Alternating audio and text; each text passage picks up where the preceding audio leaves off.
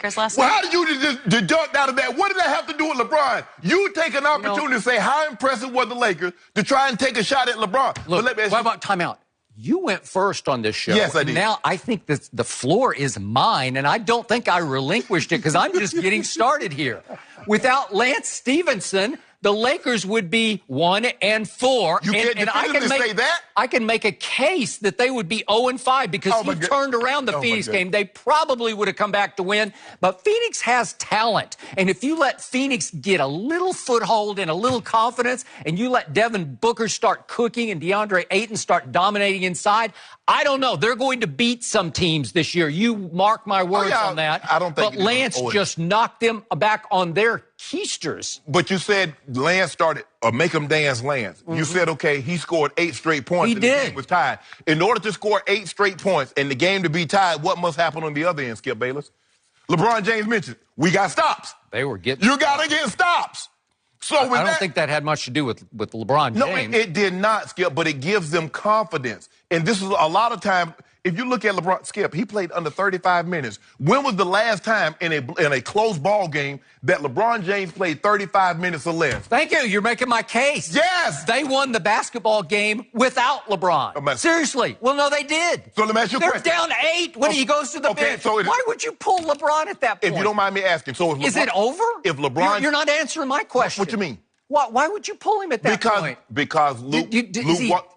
Does he need rest with 6:55 left in a game? I don't know. Luke Walton said they're going to do everything they can to keep LeBron James' minutes down. You called him a liar. You said good luck with that. Well, I do, but I couldn't believe LeBron would submit to it. Like, I would think he just waved him off like, no. See, then now here's the thing. Oof. When LeBron, you say LeBron coaches. LeBron doesn't listen to anybody. Well, apparently last night, for the first time ever, he listened. Now he listening for the first time. Maybe he was gassed. Maybe he's a little, maybe I told you the other day, is he smoking too many cigars? Is he drinking too much Henny? No, he drank wine. I know he drinks wine, but it's too much. I mean, if he's Iron Man, if he's the guy I think he is, if he's the quote-unquote best player on the planet, there's no way you come out at 6:55 and you sit for 3 minutes. Yes. That's like eternity in a game that close. Exactly. Yeah. Which means it was 3:55, which means the game didn't end with him on the bench. So let me ask you this. If LeBron James does not play a minute last night, do the Lakers win the game against the Denver Nuggets? He's a really good player. Then. So you can't say he had nothing to do with the win. The game was virtually over when he went out. And especially if you go out and you're the best player on the floor,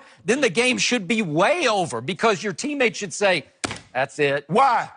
They getting paid? The coach just took the best player out. Okay. You're down 8 with 6:55. But it goes to show me, I love it. Because they're saying we're more than just the best player. Oh, and so that's what I wanted saying we don't really need the best player? Well, I'm serious. That's what it came across. No, it did not come across. Why would LeBron need to rest for 3 minutes? See, he there didn't you come go. back in until 3:55. Listen, Dr. Phil, you don't need to psychoanalyze everything that LeBron does. He went to the bench for 3 minutes. This isn't psychoanalysis. Yes, it is. It's a fact.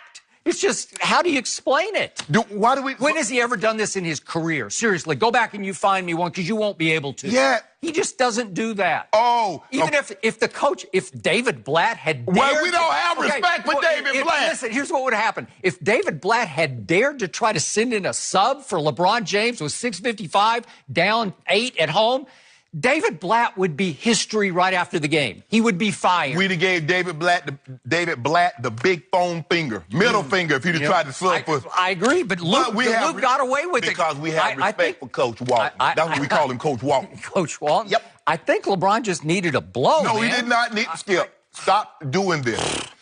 Embrace it. Yeah. It's going to happen. We're going to get these 50-plus wins. We're going to be the 3rd seed, and I'm going to be sitting over here keying on a regular basis. You want to go 2 seed? This is a sign of things to come. There are signs. You know, you watch it, there's...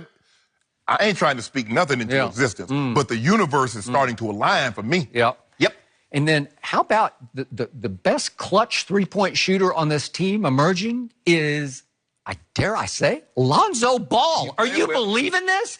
Lonzo Ball, right before your eyes, in his 2nd year in the NBA, He is becoming a man. And when it is time to shoot a three with conviction to change a basketball game like he did at Portland when he cut it to 1 with 8 minutes left, last night he stepped into that, and that was the dagger. That was the clutch dagger. He didn't step into it. He stepped back from it. You're right. But it's effectively stepping into it because he stepped back and then said, I got this. I don't know, Skip. I can just see his body language. When he shoots it like he means it, I just say, that's in. I don't think when they broke the huddle, Luke Walton had drew up a play and said, Lonzo, we want you to go one-on-one with Jokic, but we want you to step back from 29. I don't think that's the play, but give Lonzo credit because he stepped up.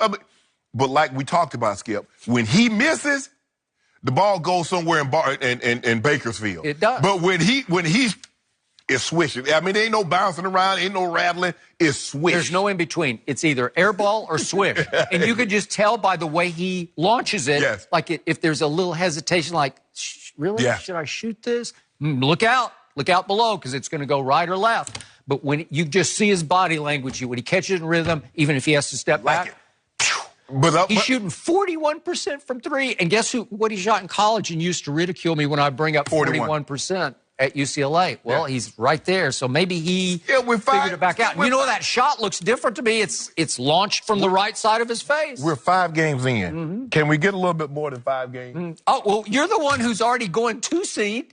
Off last night, you're jumping to a new conclusion. I said we're going to be 3 seed before I even saw it, before they even pumped the basketballs up. Yeah, but after the last preseason game, you said, I'm sorry, I got to walk this back. I still, Skip. You and I both know this. In today's game, you must be able to shoot the 3 ball consistently. They don't shoot that shot well. You're not going to continuously average 70-plus points in the paint. You have to have that many points and that many fast break points because when you don't shoot well, that means you're going to be somewhere around 50 for the game. Well, we know they're not winning a game with 50 points. So they must get out and run. They must get points in the paint because they don't shoot the ball from behind the arc. They don't shoot the ball mid-range very well. But LeBron, Skip, think about this. LeBron James is a career 54, 55%. He's shooting 48%. Now, 48% for most people that play to win are unbelievable. If I told you, you know what, I'm going to let you shoot 48% for the season, you're going to have 26.99. I want it right now. But LeBron James said, no, not me, because I'm better than that. I'm better than that, Skip Bayless. Well, I hope he's better than 5 of 29 from 3. I hope. Well, that ain't one game. You know, maybe he took that little break. Did he have to go catch Michael B. Jordan because he needed a little vibranium? I don't know. Don't worry about that. Is it possible? Me and LeBron. Is it possible? I'm okay. He needs a new supply. Michael B., he cornered the market, didn't he? You know what, Skip Bayless? I'm going to catch up with LeBron before we get out of town. You know, he drank that good stuff. I got some Opus. I got some Opus on. Do you? Yeah, my wine cell at the crib. Right, but you know what, Skip? I'm not sharing anything else with you because, you know, you don't appreciate greatness. I think you know what? I do appreciate greatness in JaVale McGee because I don't know who this guy is. Can you explain him to me? Because I'm seeing things on a nightly basis where I say, who is that guy? I've never seen it in his career. I've seen little glimpses here and there, and then I've seen boneheaded this and that, and I say, well, he's still going to have a couple of those. Okay, he might, but he was 21-7 last night. The 7's not great, but do you realize and I know we're only 5 games in, he's leading the NBA in blocks? Yeah. He leads the NBA in blocks, JaVale McGee. Yes. He's averaging 17-7. How do you do that? If you told me JaVale McGee could even average double figures at 10, I'd say, wow, that's pretty good. But if you think about it, Skip, he shot 1 fewer shot than LeBron. Now, we expect LeBron to get up somewhere between 16 and 20 shots a night. We do not expect JaVale McGee to get up 16 shots. We expect JaVale McGee to get putbacks, alley-oops. That's what JaVale McGee does. But they're running plays for him. They'll throw it down to him on the block. And shooting hook shots. Yeah, you see him throw the sky hook like Kareem. I say, get him, Reed.